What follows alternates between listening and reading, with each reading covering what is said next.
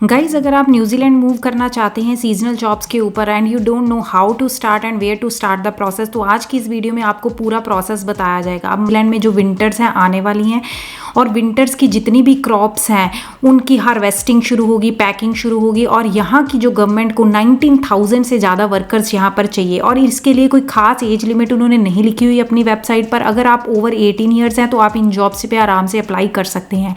Visa की cost भी कुछ खास नहीं है, 350 NZD में आपका वीज़ा का प्रोसेस हो सकता है और मिनिमम वेजेस जो आपके लगेंगे वो होंगे 23 and 15 NZD, ये पर आवर के वेजेस हैं। वीज़ा का प्रोसेसिंग टाइम आपका इसमें रहेगा 1 वीक का, जो कि बहुत ही बढ़िया प्रोसेसिंग टाइम है।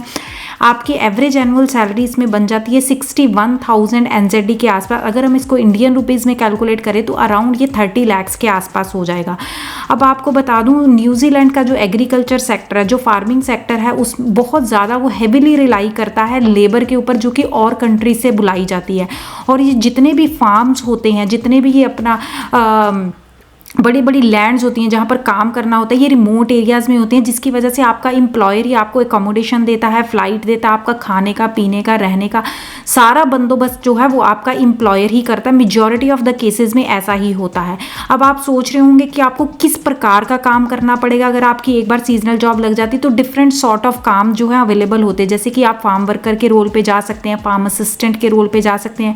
अगर आपको ट्रैक्टर चलाना आता है या मशीन्स चलानी आती है, मशीन ऑपरेटर हो सकते हैं, आप ट्रैक्टर ऑपरेटर हो सकते हैं या फिर क्वालिटी चेकर हो सकते हैं। वो लोग हो सकते हैं जो कि हार्वेस्टिंग करते हैं, सीडलिंग्स की सारी मैनेजमेंट करते हैं, या किसी नर्सरी के अंदर आपकी जॉब लग सकती है। तो बहुत वैरायटी ऑफ रोल्स जो हैं वो अवेलेबल होते हैं इन सेक्टर्स में। हॉर्टिकल्चर में जाते हैं तो आपकी फ्रूट्स वेजिटेबल्स की कल्टीवेशन का काम आपको करने को मिलेगा।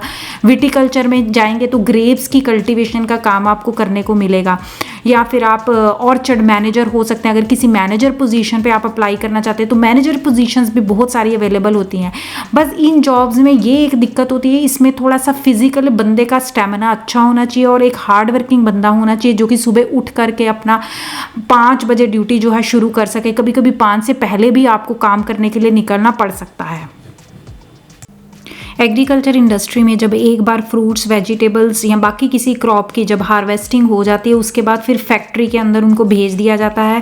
फैक्ट्री के अंदर भी बहुत सारे जॉब रोल्स निकलते हैं, जैसे कि अगर आपको फॉकलिफ्ट ऑपरेटर आप बनना चाहते हैं, अगर आपको फॉकलिफ्ट चलानी आती है तो आप उस पर अप्लाई कर सकते हैं।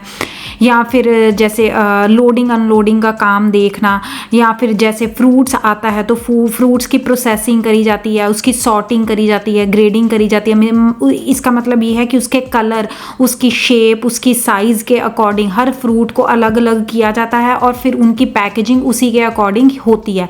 तो इसका मतलब ये है कि फैक्ट्री के अंदर भी बहुत सारे जॉब रोल्स जो हैं वो निकले होते हैं, जिस पे आप ट्राई कर सकते हैं। जैसे आप देख सकते हैं स्क्रीन पर कि फ्रूट्स को अलग अलग किया जा रहा है मशीन की हेल्प से। अलग अलग जब फ्रूट हो जाएगा इनको फिर पैकेजिंग के लिए भेज दिया जाता है। अब वीडियो में मैं आगे आपको सारा डिटेल में बताऊंगी कि आपने इन जॉब्स को कैसे सर्च करना है, कैसे कौन से कीवर्ड्स यूज करने हैं और कैसे ऐसी जॉब सिक्योर करनी है। पर उससे पहले आपको थोड़ा सा न्यूजीलैंड के बारे में बता देती हूँ। न्यूजीलैंड एक बहुत ही ब्यूटीफुल कंट्री है। यहाँ पर लोग जो हैं अर्ली राइजर होते हैं, जिसका मतलब है कि लोग सुबह सुबह काम करना प्रेफर करते हैं। यहाँ 5 बजे सब कुछ बंद हो जाता है, चाहे वो वीकडे हो चाहे वो वीकेंड हो। 5 बजे लगभग सारी शॉप्स जो हैं वो बंद हो जाती हैं। और वेदर की अगर बात करें तो वेदर यहाँ पर आपको चारों के चारों सीज़न देखने को मिलेंगे। गर्मी भी आएगी, सर्दी भी आएगी, ऑटम भी होगा, स्प्रिंग भी होगा। बस ये है कि यहाँ पर जो विंटर्स होती हैं वो थोड़ी वेट विंटर्स होती हैं, मतलब बारिशें जो हैं विंटर्स में लगी रहती हैं और टेम्परेचर कभी कभी माइनस में भी चला जाता है। अगर आप न्यूजीलैंड में अगर नॉर्थ आइलैंड में मूव होने का सोच रहे हैं तो फिर आप स्नोफॉल एक्सपीरियंस नहीं करेंगे। हाँ, साउथ के अंदर आप स्नोफॉल एक्सपीरियंस करेंगे। और एक गाइस आपको बात बता दूं, न्यूजीलैंड का कल्चर बिल्कुल भी मॉल कल्चर नहीं है। मतलब आपको यहाँ ऐसा नहीं है कि बहुत सारे मॉल्स अच्छे अच्छे मिलेंगे जहाँ पर आप जा करके शॉपिंग कर सकते हो। आउटडोर एक्टिविटीज़ के पॉइंट ऑफ व्यू से बहुत अच्छा है, फैमिली को रेज करने के पॉइंट ऑफ व्यू से बहुत अच्छा है। अगर आप अपनी फैमिली के साथ आ रहे हैं तो आप एक अच्छी हेल्दी लाइफ यहाँ पर बिता सकते सकते हैं।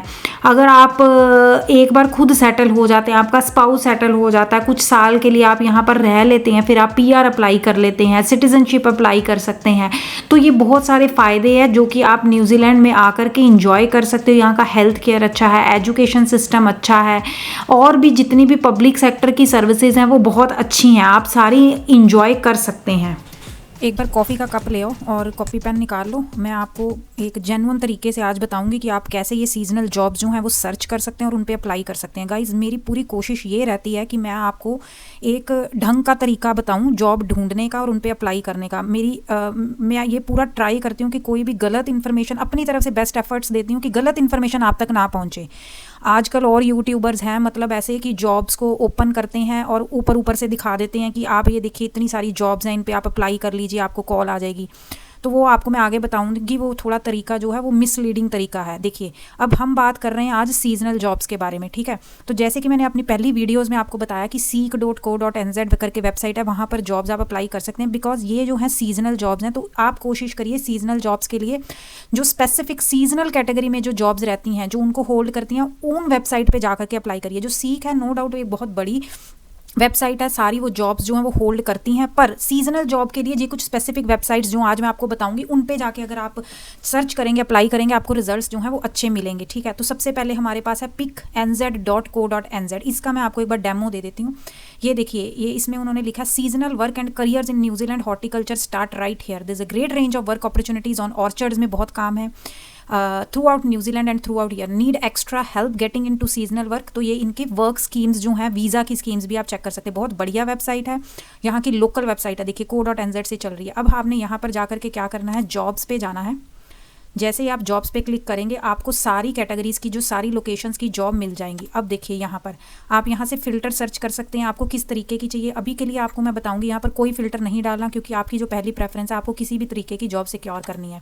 अगर लोकेशन की प्रेफरेंस है तो वो भी कर सकते हैं। नॉर्थलैंड है, ऑकलैंड के अंदर है, बे ऑफ प्लेंटी। तो अभी के लिए आप कोई लोकेशन मत सेलेक्ट करना, बिकॉज आपको इनमें से वो जॉब्स ढूंढनी है सबसे पहले जिस पे आप अप्लाई कर सको और जिस पे आपकी एलिजिबिलिटी बन पाए। ये जॉब पब्लिश हुई है, सबसे ऊपर वाली न्यू है और जून 21 को हुई है। इसको एक बार खोल देखते हैं। ये है apple pruners required in Hawke's Bay. Hawke's Bay यहाँ का एक एरिया है और वहाँ पर उनको एप्पल प्रूनर्स चाहिए। ये लोकेशन बता दी, हेस्टिंग के अंदर है, ठीक है। एप्पल और पेयर की कैटेगरी में और इनको इमीडिएटली नीड है।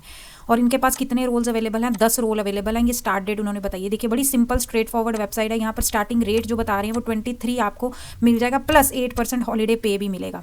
तो वर्क जो अवेलेबल रहता है from mid June for the pruning season, ठीक है। Pruning takes place when the harvest has been completed and the leaves have dropped from the tree. Harvesting खत्म हो गई है and leaves have dropped from the tree. इन्होंने कुछ explanation डाली है, आपका मर्जी हो तो पढ़ो, नहीं तो अब रिक्वायरमेंट पे आते हैं। देखो, मैं आपको सारा दिखा रही हूँ।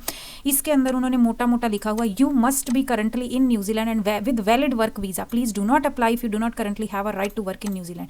वो लोग जिनके पास तो वैलिड वर्क वीजा है यहाँ पर काम करने के लिए, वो अप्लाई करें, उनका आराम से हो जाएगा, ठीक है। Willing to commit at least 5 days per week.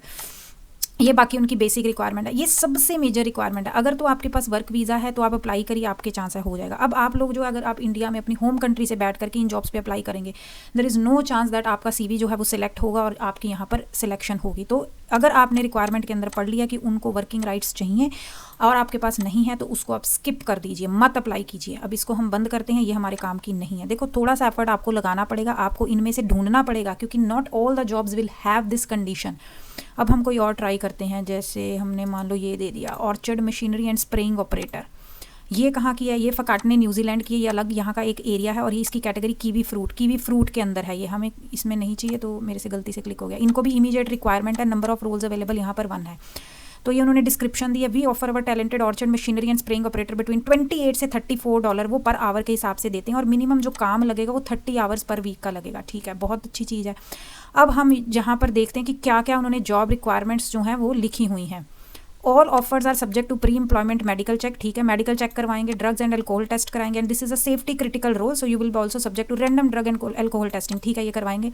फिर उन्होंने रिक्वायरमेंट के अंदर लिखा, डेमोन्स्ट्रेबल ट्रैक्टर ड्राइविंग कैपेबिलिटी होनी चाहिए, demonstrable capability to measure and apply agri chemicals होनी चाहिए, क्लास 4 का आपके पास हैवी ड्यूटी का वो लाइसेंस होना चाहिए, फॉकलिफ्ट का लाइसेंस होना चाहिए, ability to work flexible hours होने चाहिए, at least 2 years from the farm and orchard maintenance. देखिए इसमें उन्होंने बिल्कुल भी नहीं लिखा हुआ कि आपके पास वीज़ा होना चाहिए, आपके पास वर्किंग राइट्स होने चाहिए तो ही हम आपकी एप्लीकेशन सेलेक्ट करेंगे। बहुत अच्छी बात है। तो आपको मैंने दिखा दिया है। उन जॉब्स पे आप अप्लाई बिल्कुल मत करना जहाँ पर उन्होंने लिखा हुआ वर्किंग राइट्स चाहिए, तो you are wasting your time. ऐसे ही लिस्ट के अंदर से ढूंढो, जहाँ पर नहीं लिखा हुआ वहाँ पर अप्लाई करो, तो आपके जो चांस है वो हो सकता है कि आपको मिल जाए। अब हम चलते हैं एक और जॉब पे। ये है जनरल स्किल्ड लेबर चाहिए इनको, टेयानुआ में चाहिए, साउथ आइलैंड के अंदर, ठीक है। इनको भी इमीडिएट रिक्वायरमेंट है। नंबर ऑफ रोल्स इनके पास हैं 2, और इनका जो स्टार्टिंग पे रेट रहेगा $25 से $27 पर आवर, ठीक है। ये इनको ड्यूटीज़ एंड रिस्पॉन्सिबिलिटी चाहिए, ये आप पढ़ लेना। अब हम मेन उस पर आते हैं, क्या इनको भी वर्किंग राइट्स वाला बंदा चाहिए। बेनिफिट रिक्वायरमेंट देखते हैं क्या, चेंज ऑफ एक्सपीरियंस होना चाहिए, प्रोफिशिएंसी इन स्पीकिंग इंग्लिश होनी चाहिए, फ्लुएंसी इन चाइनीज़ और फिलिपिनो। इसका हो सकता है कि जो ऑनर है वो चाइनीज़ या फिलिपिनो हो, इसलिए वो मांग रहा है ऐसा बंदा जिसको चाइनीज़ आती हो।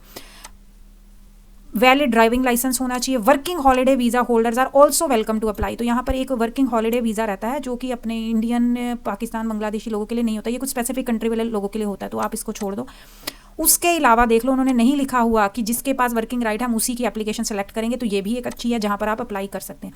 तो इस तरीके से पहले तो आपने क्या करना है, इन जॉब्स के लिए अपना CV कवर लेटर अच्छे से प्रिपेयर करना है।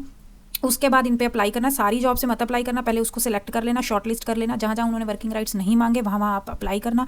CV ढंग से बना लेना। मैंने पहले भी आपको बताया, अगर मान लो हम इस जॉब के अंदर जाते हैं, एक बार आपको दिखा देती हूँ, जो उसकी रिक्वायरमेंट्स हैं और जो उसकी डिस्क्रिप्शन है वो थोड़ी थोड़ी अपने CV के अंदर डाल दो, तो उससे क्या होता है, आपका जो चांस है वो बढ़ जाता है, ठीक है। और यहाँ से आप इनको अप्लाई कर सकते हो। ये अपना थोड़ा सा बायोडेटा दो और अपना यहाँ पर CV अपलोड कर लो। तो आई होप कि आपको आज का ये वीडियो पसंद आया होगा, तो मेरे साथ बने रहिए। अगली वीडियो में आपको मिलूंगी। Till then take care and bye bye.